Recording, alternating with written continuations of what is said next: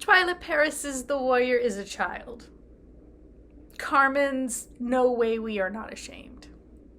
Pre-baby baby Amy Grant. You know the one, where she's wearing the bright pink leopard jacket. Salty, The Music Machine, Gospel Bill, Clubhouse Magazine, and then you graduated on to Brio. If any of these mean anything to you, we need to talk.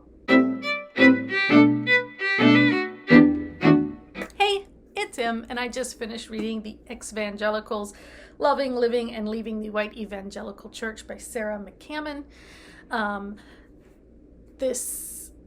McCammon is a journalist who grew up in an evangelical family and has drifted away from those roots and is kind of exploring how and why and the direction of evangelicalism in America and the whole ex-evangelical movement, such as it is.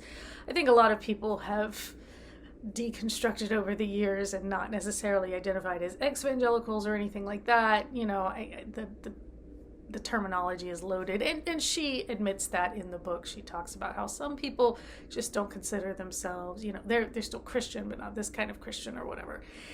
It's a complicated topic, let's just say, and this book is only 267 pages, so it doesn't necessarily delve, but it does give a very broad perspective. McCammon, in part, discusses her childhood in an evangelical family, going to Christian school, like the things she was taught and learned in her upbringing, and then her struggles with some of that as she got older and that kind of thing.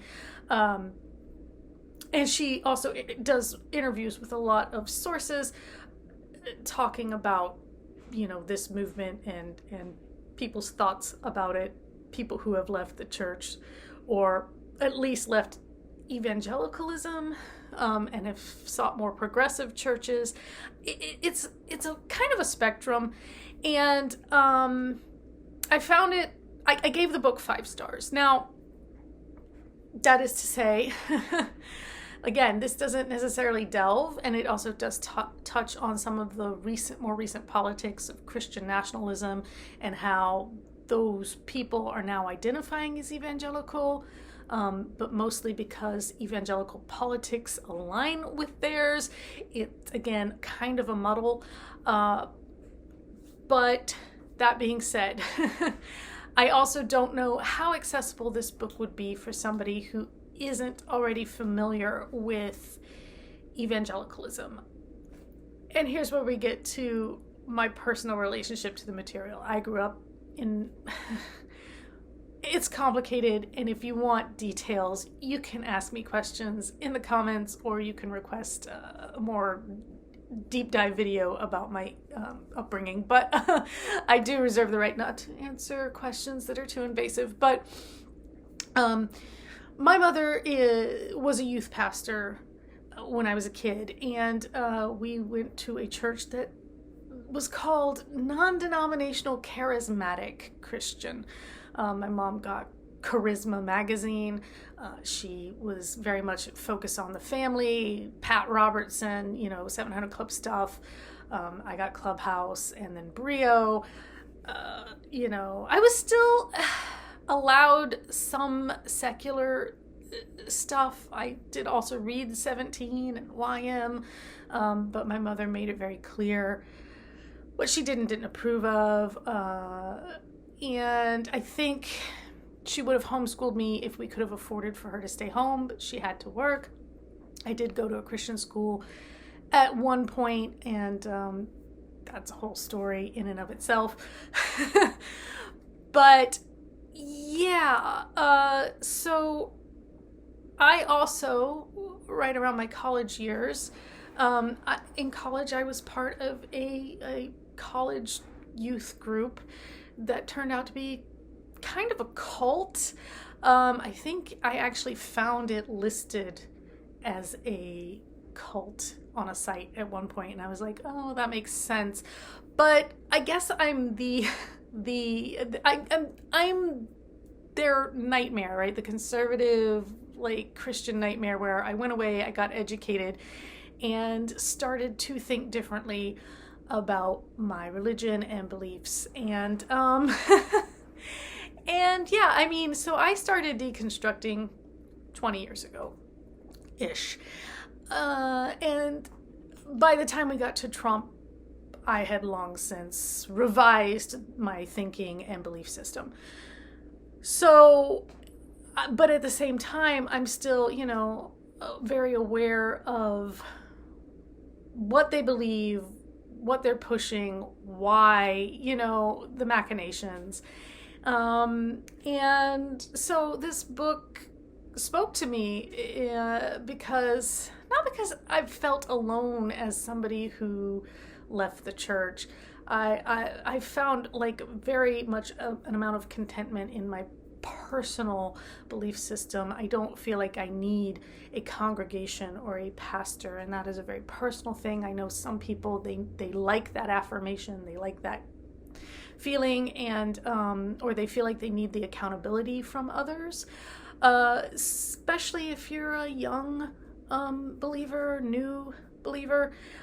I could understand that. So yeah, I've gotten a bit off topic here, but in any case, I did give this 5 stars because I related to the material so well. And I don't know, like I said, if the average reader coming to it like without any background in this would get as much out of it, because it isn't as in-depth. You might read it to try and understand the mentality, but I think this is more for people who have gone through or are going through a similar deconstruction, re-examination, let's say, of their beliefs, their upbringing, like the way those things have impacted and compounded them over the years, the trauma for many,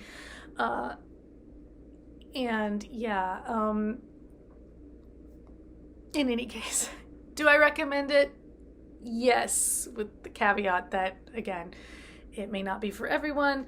It's not here, to start any fights. It's just here to kind of look at, I mean, like I said, McCammon, she does a lot of interviews, talks to a lot of different people. It talks about, it talks to some gay people who grew up evangelical and, how hard that was. It talks about racism within evangelical circles, how Black Lives Matter, the tug of war there. And again, like a little bit about Trumpism kind of marrying itself to evangelicalism in order for both to get ahead politically and in power structures. So yeah, it's a complex issue that here is very well kind of chopped up into slices, but again, isn't super, super deep. I have some other books on my want to read list that are, I think, a little more in depth about it. But this is a good starting point. This was a good, like, kind of wading into, and, I had, like, it brought back a lot of memories, good and bad, like, oh yeah, I'd forgotten we used to do that. Oh yeah, I remember that, certain songs that you grow up singing and listening to, and the way people used to raise their hands and sway, and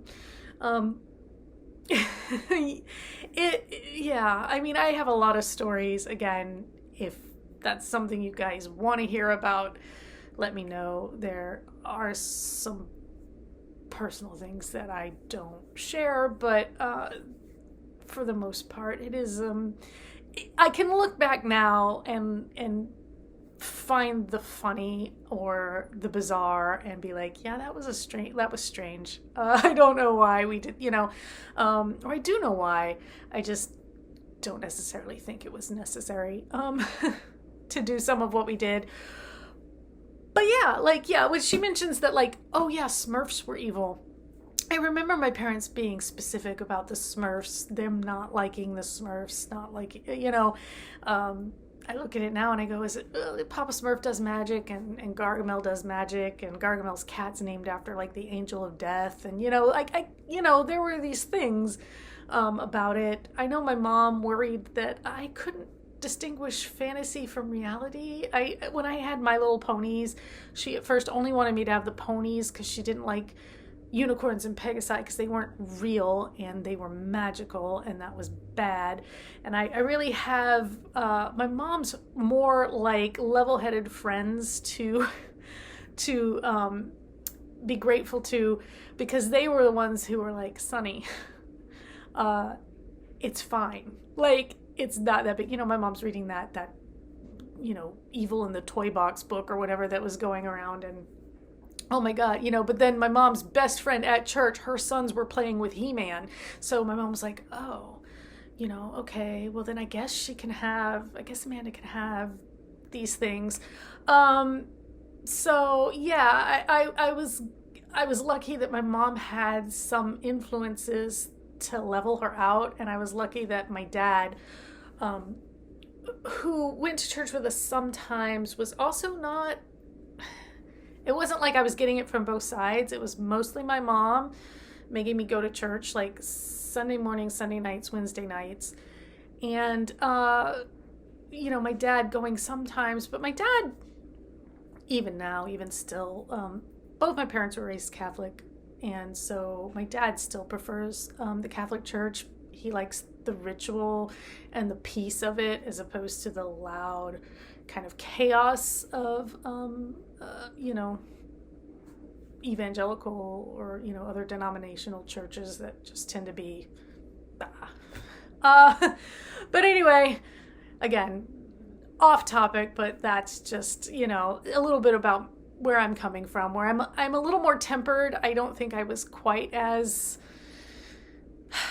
I wasn't quite as immersed, and I'm grateful for that. I feel like I'm lucky in some ways on that front. But in any case, if you've read this or other books about evangelicalism, ex-evangelicalism, deconstructing your religion, and you think I should hear about it, know about it, let me know. If you have questions, I've already told you a lot, but if you have questions about my experiences in it, feel free to ask them. If and yeah, now I am back to reading the next Thursday Murder Club book. Let's lighten it up a little. Let's lighten this up with some murders. Why don't we? And until next time, take care.